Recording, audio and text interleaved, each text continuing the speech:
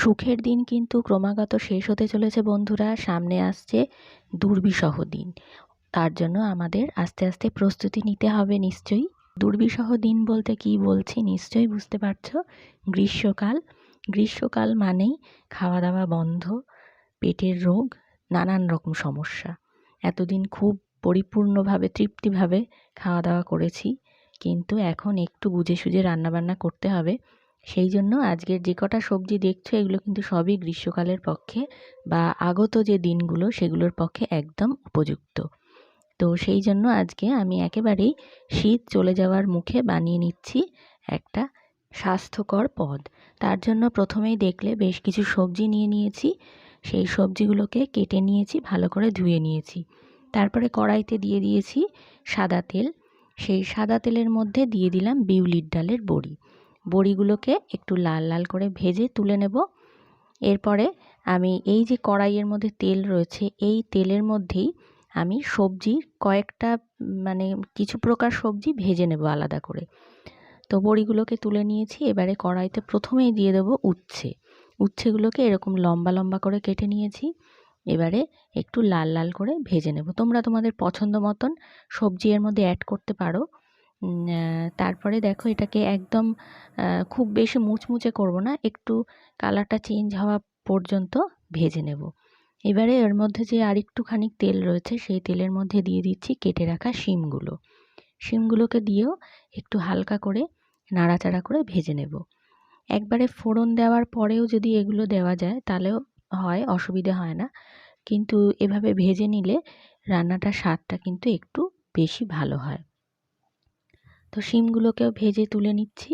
এবারে আর যেটুকু তেল আছে তার মধ্যে আমি বেগুনটা দেবো। বেগুনটা সবার শেষে ভাজবো, কেন কি বেগুনটা দেওয়া মাত্রই কিন্তু সমস্ত যেটুকু তেল আছে সব তেলটাই টেনে নেবে। তো বেগুনটা সবার শেষে দিচ্ছি, দিয়ে বেগুনটাকে খুব ভালো করে নাড়াচাড়া করে ভেজে নেব।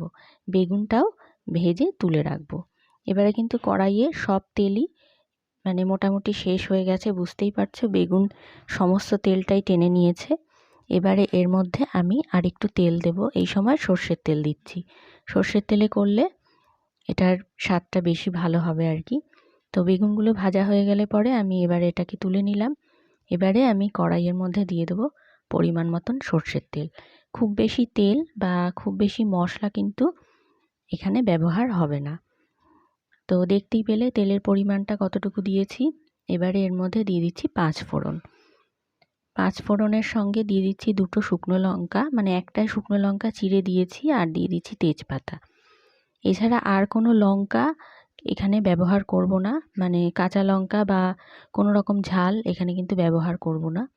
এবার ফোড়নটা একটুখানি ভেজে নিচ্ছি। শুকনো লঙ্কাটা ফোড়নে দিলে একটা সুন্দর টেস্ট আসে, সেই জন্য। এর মধ্যে দিয়ে দিচ্ছি গ্রেট করে নেওয়া আদা। এখানে 1 ইঞ্চি আদার অর্ধেকেরও অর্ধেক পরিমাণ আমি গ্রেট করে দিয়ে দিলাম। আদাটা ভাজা হয়ে গেলে এবারে প্রথমেই দিয়ে দিচ্ছি আলুর টুকরোগুলো এরকম লম্বা লম্বা মোটা মোটা করে কেটে নিয়েছি।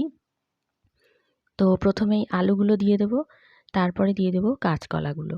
কাঁচকলাগুলো একটা গোটা কাঁচকলা দিয়েছি, আর একটা বেশ বড় সাইজের আলু দিয়েছি। এবারে এটাকে ভালো করে নাড়াচাড়া করে একটু ভাজা ভাজা করে নেব।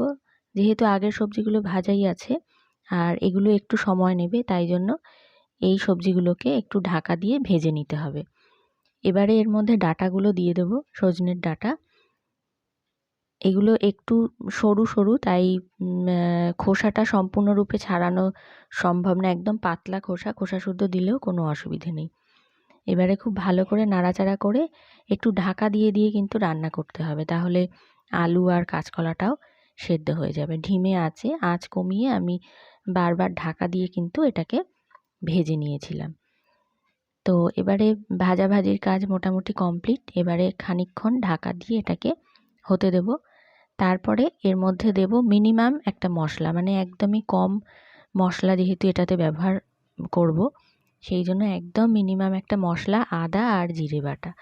আর কোনো রকম লঙ্কা ব্যবহার করব না। তো আদা আর জিরে বাটাটা একটু জলে গুলে দিয়ে দিচ্ছি, আর সামান্য একটু জল দিয়ে একটু হালকা করে কষিয়ে নেব। তো কষানো একদম কমপ্লিট হয়ে গেছে। এবারে ভেজে নেওয়া যে সবজিগুলো রেখেছিলাম আলাদা করে, সেগুলো দিয়ে দেব। সেগুলোকেও মশলার সঙ্গে খুব ভালো করে মিশিয়ে নিতে হবে। আর এখনো পর্যন্ত এখানে কিন্তু নুন ব্যবহার করিনি, তো নুনটা দেব সবার পরে, আর হলুদ একেবারেই এখানে দেব না। এবারে নাড়াচাড়া খুব ভালো করে নিয়েছি, মশলাটাও খুব ভালো করে মিশে গেছে। এবারে আমি এর মধ্যে দিয়ে দেব স্বাদ মতন লবণ, আর এর সঙ্গে দিয়ে দেব একটুখানি চিনি। এটা একটু মিষ্টি মিষ্টি হবে, তাই জন্য একটুখানি চিনিও আমি দিয়ে দিচ্ছি। দিয়ে আবারও খুব ভালো করে এটাকে মিশিয়ে নেব। এবারে এর মধ্যে দিয়ে দেব পরিমাণ মতন জল। জলটা আমি কিন্তু ইউজ করব যে মশলা বেটেছিলাম, সেই মশলার শিল ধোয়া যে জলটা, সেই জলটাই কিন্তু আমি এর মধ্যে ব্যবহার করছি। জলের পরিমাণটা একটু বেশি দিতে হবে, কারণ কি সবজিগুলো খুব ভালো করে সুসিদ্ধ হওয়া দরকার। সেই জন্য এবারে ঢাকা দিয়ে মিনিট 15 একদম আঁচ কমিয়ে রান্না হতে দেব। মিনিট 15 পরে দেখো ঢাকা খুলে নিয়েছি, জলটা অনেকটাই শুকিয়ে গেছে, সবজিগুলো মোটামুটি সেদ্ধ হয়ে গেছে। এবার এর মধ্যে দিয়ে দিচ্ছি ভেজে রাখা বড়িগুলো, আর সব শেষে দেব হচ্ছে দুধ। এখানে আমি গুঁড়ো দুধ গুলে নিয়েছি, সামান্য একটু গরম জল দিয়ে এই জলটাই ব্যবহার করলাম, আর তারপরে ওই বাটি ধুয়ে সামান্য একটু জল ব্যবহার করেছি। এটা একদম কমপ্লিট হয়ে গেছে। সব শেষে আমি কিন্তু এর মধ্যে দিয়ে দেব সামান্য একটুখানি ঘি। ঘিটা দিলে, এটা যেহেতু এর মধ্যে অন্য কোনো মশলা দেওয়া হয়নি, সেই জন্য ঘিটা দিলে কিন্তু এটার টেস্টটা অনেকটাই ভালো লাগবে খেতে। তো দেখতেই পেলে কতটা পরিমাণে ঘি দিয়েছি, একদমই কম পরিমাণে।